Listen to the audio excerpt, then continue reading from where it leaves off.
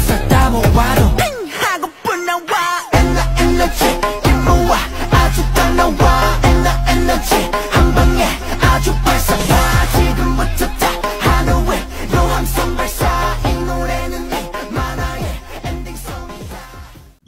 Assalamualaikum warahmatullahi wabarakatuh.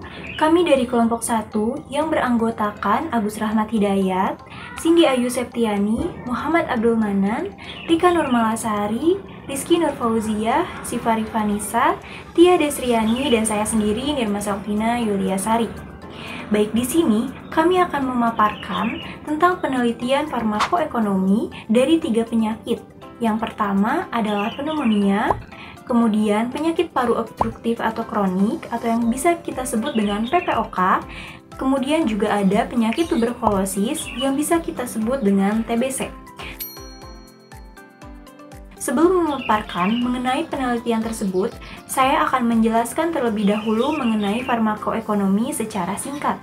Farmakoekonomi sendiri yaitu ilmu yang mengukur biaya dan hasil yang diperoleh dihubungkan dengan penggunaan obat dalam perawatan kesehatan.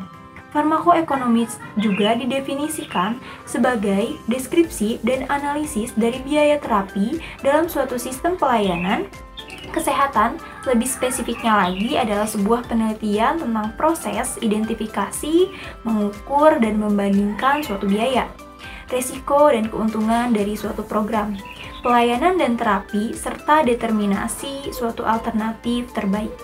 Baik, tanpa mengulur waktu, kami akan memaparkan mengenai 3 penelitian farmakoekonomi yang telah kami kerjakan. Untuk jurnal yang pertama yaitu mengenai penyakit pneumonia dengan judul Analisis Efektivitas Biaya Pengobatan Cefixime dan Ceftriaxone pada pasien pneumonia. Pneumonia merupakan infeksi pernapasan akut yang mempengaruhi paru-paru yang disebabkan oleh bakteri dengan gejala panas tinggi, disertai dengan batuk berdahak, napas cepat, sesak, dan gejala lainnya seperti sakit kepala, gelisah, dan nafsu makan berkurang. Pneumonia masih merupakan 10 penyakit utama yang membutuhkan rawat inap di rumah sakit. Pneumonia mempunyai case fatality rate yang tinggi yaitu sebesar 7,6%, sehingga berisiko mempunyai outcome terapi yang buruk. Penata laksanaan pneumonia yaitu dengan pemberian penanganan antibiotik yang rasional, dapat mencegah timbulnya resistensi mikroba, serta dapat mengurangi biaya pengobatan, biaya perawatan pasien, dan meminimalisasi beban biaya di rumah sakit. Studi farmakoekonomi yang digunakan yaitu dengan melakukan analisis efektivitas biaya atau cost effectiveness analysis. Cost effectiveness analysis adalah suatu metode farmakoekonomi untuk menilai pengobatan terbaik pada beberapa pilihan terapi dengan tujuan yang sama. Metode ini mengkonversi biaya dan efektivitas dalam bentuk rasio dengan menggunakan cost effectiveness ratio. Metode penelitian ini merupakan penelitian deskriptif observasional dengan pengambilan data secara retrospektif dan menggunakan metode cost effectiveness analysis. Data diambil dari rekam medis pasien dan bagian keuangan, yaitu meliputi yang pertama data karakteristik pasien, nomor rekam medis, inisial pasien, umur, serta jenis kelamin. Untuk yang kedua ada data klinis pasien, diagnosis, pemeriksaan suhu tubuh. Untuk yang ketiga data penggunaan obat, yaitu meliputi dosis dan aturan pakai serta lama pemberian obat. Untuk yang keempat ada data total biaya pengobatan atau healthcare perspektif, yaitu meliputi biaya tindakan, biaya pemeriksaan, biaya obat, biaya alat kesehatan, biaya rawat inap, biaya jasa dokter, payer perspektif atau tarif Indonesian Cash Based Group atau INA-CBG. Pada penelitian ini, sampel adalah pasien rawat inap dengan diagnosa penyakit pneumonia di RSUD Kabupaten Bekasi. Dengan kriteria inklusi adalah pasien usia lebih dari 15 tahun, memiliki data rekam medik lengkap dengan diagnosa utama penyakit pneumonia menjalani rawat inap. Rincian biaya lengkap, menggunakan antibiotik Ceftriaxone dan Cefixime, dan tanpa ada penyakit penyerta. Sedangkan kriteria eksklusinya adalah pasien pneumonia yang mengakhiri masa perawatan atas permintaan sendiri, serta pasien yang meninggal pada saat perawatan. Hasil penelitian diperoleh jumlah sampel yang memenuhi kriteria inklusi dan eksklusi sebesar 118 pasien dengan penderita pneumonia laki-laki sebanyak 53,39% dan perempuan 46,61%. Hal ini dipengaruhi oleh faktor gaya hidup seperti merokok dan penyalahgunaan alkohol yang sebagian besar didominasi oleh laki-laki. Selain itu, hasil penelitian menunjukkan pneumonia paling tinggi pada kelompok usia 51 sampai dengan 70 tahun karena pada usia lanjut terjadi perubahan anatomi fisiologi akibat proses penuaan, fungsi imun menurun, dan gangguan respon pada pengaturan suhu tubuh. Analisis biaya dilakukan untuk mengetahui besar biaya pengobatan yang dikeluarkan oleh pasien pneumonia. Di sini biaya medik langsung adalah biaya yang dikeluarkan untuk membiayai kebutuhan medis. Pada penelitian ini, biaya medik langsung yang digunakan adalah biaya obat pneumonia, biaya obat lain, biaya kamar, biaya tindakan medis, biaya jasa dokter, biaya laboratorium, dan biaya bahan medis. Yang selanjutnya ada hasil penelitian. Hasil penelitian dari jurnal ini menunjukkan biaya medik langsung atau disebut juga direct medical cost yang dikeluarkan pasien diperoleh dari total biaya medik langsung dibagi jumlah pasien yang memenuhi kriteria inklusi dan eksklusi. Rata-rata total biaya medik langsung untuk penggunaan obat ceftriaxone sebesar Rp36.395.610, sedangkan penggunaan obat cefixime sebesar Rp32.926.856. Dilihat dari hasil rata-rata yang didapat, total biaya medik langsung dapat diperlukan pasien dengan pemberian obat cefixime lebih rendah dibandingkan dengan pemberian obat ceftriaxone. Efektivitas terapi menggunakan metode CEA atau Cost Effectiveness Analysis pada penelitian ini dinilai dari rata-rata lama rawat inap atau LOS, length of stay. Hasil penelitian ini dapat dilihat bahwa untuk efektivitas pengobatan ceftriaxone dan cefixime terhadap kasus pneumonia memerlukan waktu rata-rata 7 hari, sehingga pada pengobatan pneumonia dengan menggunakan antibiotik ceftriaxone dan cefixime memiliki efektivitas yang sama. Efektivitas terapi obat dapat dilihat dari nilai leukosit kembali ke angka normal, di mana angka normal leukosit menandakan tidak adanya infeksi penyakit yang terdapat di dalam tubuh. Hasil penelitian efektivitas biaya menunjukkan perhitungan Asser. Pada terapi antibiotik ceftriaxone didapatkan nilai Asser sebesar Rp577.708 per hari, dan pada terapi antibiotik cefixime didapatkan nilai sebesar Rp548.780 per hari. Berdasarkan nilai Asser yang diperoleh, menunjukkan bahwa kelompok terapi antibiotik cefixime lebih cost effectiveness dibandingkan dengan kelompok terapi antibiotik ceftriaxone. Semakin rendah nilai Asser, maka semakin cost efektif karena dengan penggunaan biaya obat yang rendah mampu memberikan hasil penggunaan yang lebih tinggi.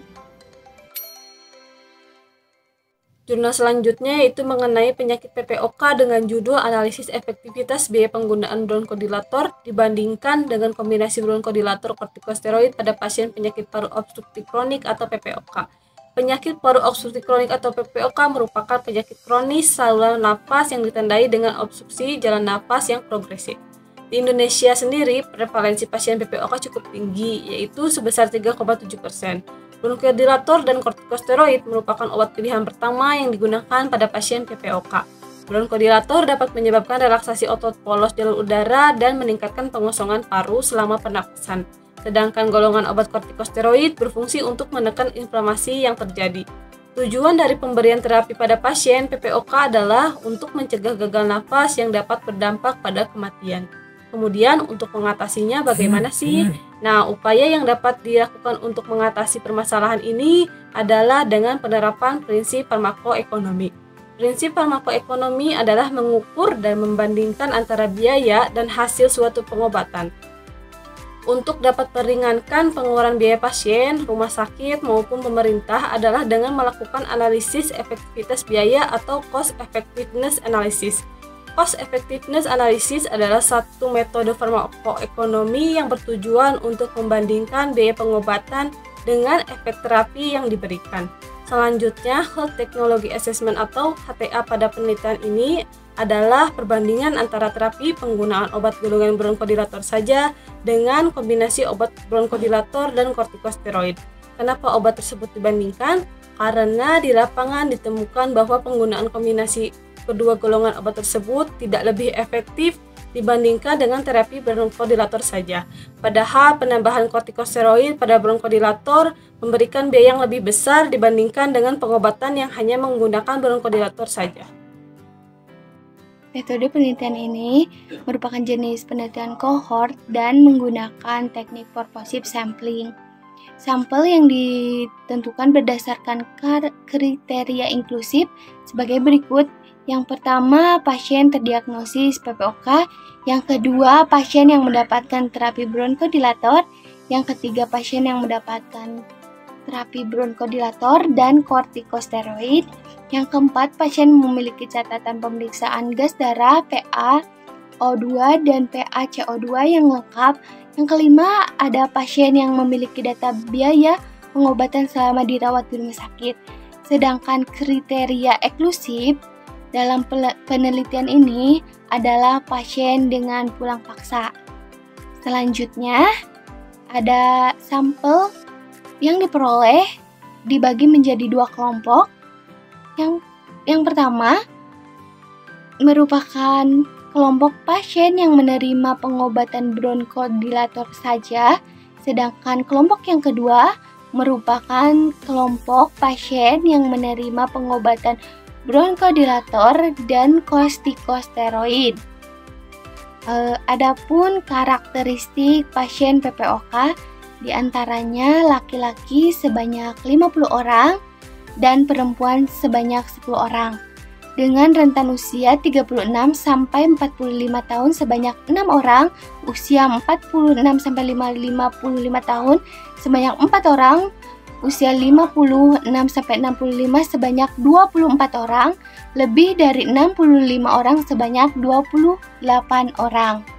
Kemudian kelompok pasien terapi pengobatan bronkodilator saja adalah sebanyak 12 orang dan kelompok pasien dengan terapi pengobatan kombinasi bronkodilator dan kortikosteroid sebanyak 48 orang. Baik, selanjutnya ada hasil penelitian, di mana pada hasil penelitian PPOK ini menunjukkan bahwa laki-laki lebih banyak menderita PPOK dibandingkan dengan perempuan, yaitu sebesar 83,33%. Menurut Riskesdas, kecenderungan laki-laki menderita atau mengalami PPOK ini karena faktor kebiasaan mereka dalam mengkonsumsi rokok yang lebih dominan pada laki-laki. Rentan usia lebih dari 15 tahun itu dapat dipresentasikan sekitar 64,9% dibandingkan dengan perempuan yang hanya mendapatkan persentase 2,1%. Sebagian besar terapi pengobatan pada pasien PPOK di RSUP Fatmawati menggunakan kombinasi antara golongan kortikosteroid dan bronkodilator sebesar 80%. Untuk efektivitas pengobatan kedua kelompok pasien ini diukur berdasarkan perbaikan nilai gas darah pasien yang yaitu nilai PaO2 dan PaCO2. Jumlah pasien yang mengalami perbaikan nilai PaO2 dan PaCO2 ini pada kelompok bronkodilator adalah sebanyak 2 pasien dari total 12 pasien. Sedangkan pada kelompok pasien yang menerima terapi kombinasi bronkodilator dan kortikosteroid adalah sebanyak 8 pasien dari total keseluruhan pasien yaitu 48 pasien. Pada penelitian ini diketahui bahwa pasien PPOK yang diterapi dengan obat golongan bronkodilator memiliki efektivitas yang sama dengan pasien yang diterapi dengan kelompok pasien yang diberi terapi kombinasi antara bronkodilator dan juga golongan kortikosteroid yaitu sebesar 16,67%.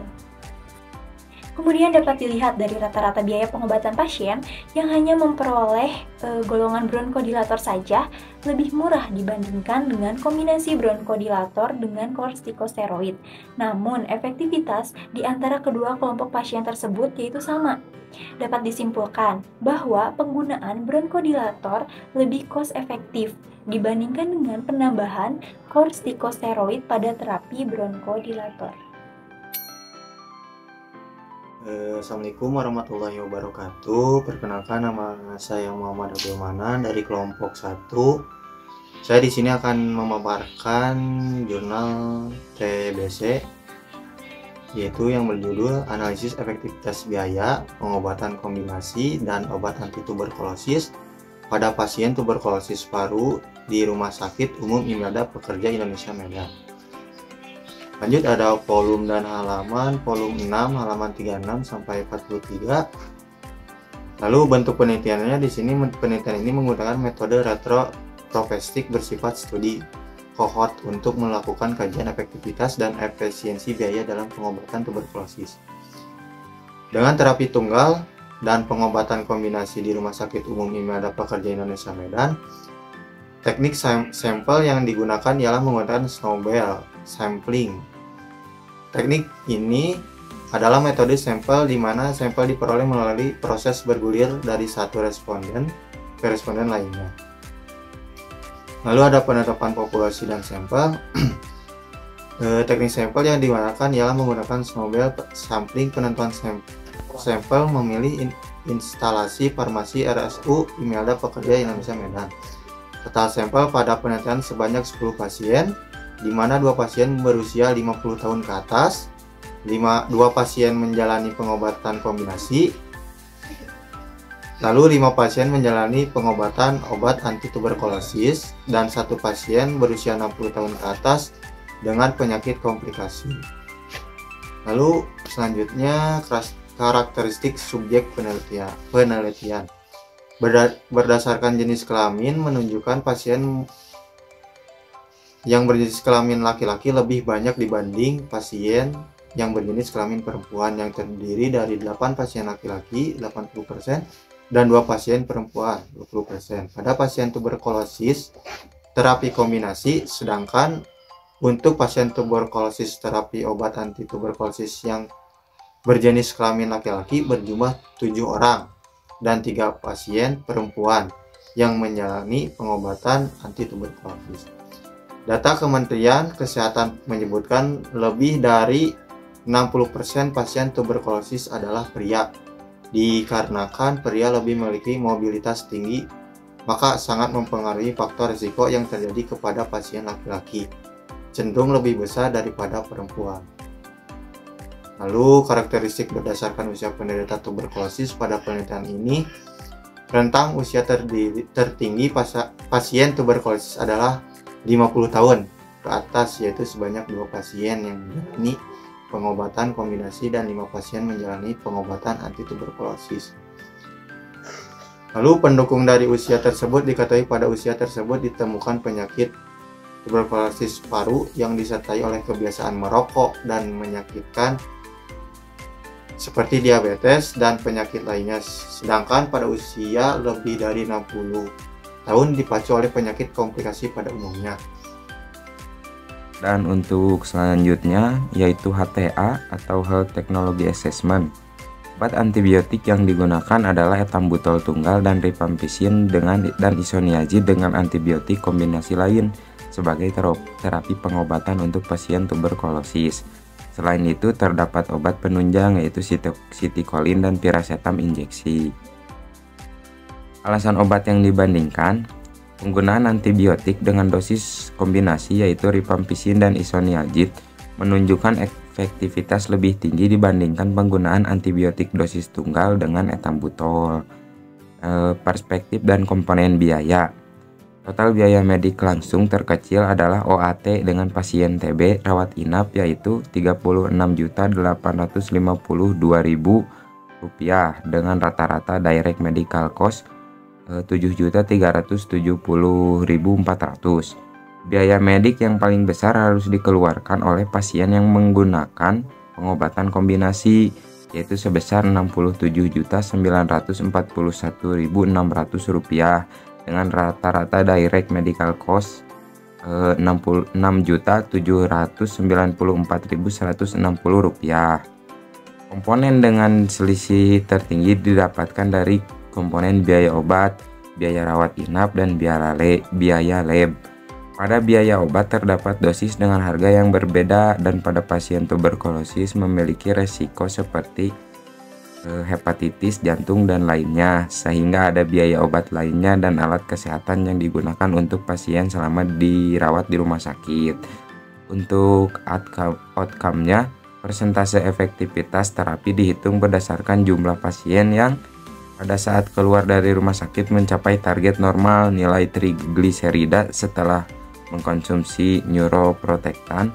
Penggunaan sitikolin injeksi menunjukkan efektivitas yang lebih tinggi dibanding piracetam injeksi, yaitu sebesar 88,8% dari 22 pasien yang mencapai target normal trigliserida kurang dari 150 mg per Hg. Terdapat 18 pasien, sedangkan piracetam yaitu 82,3% dari 22 pasien yang mencapai target nilai trigliserida normal. Terdapat 17 pasien.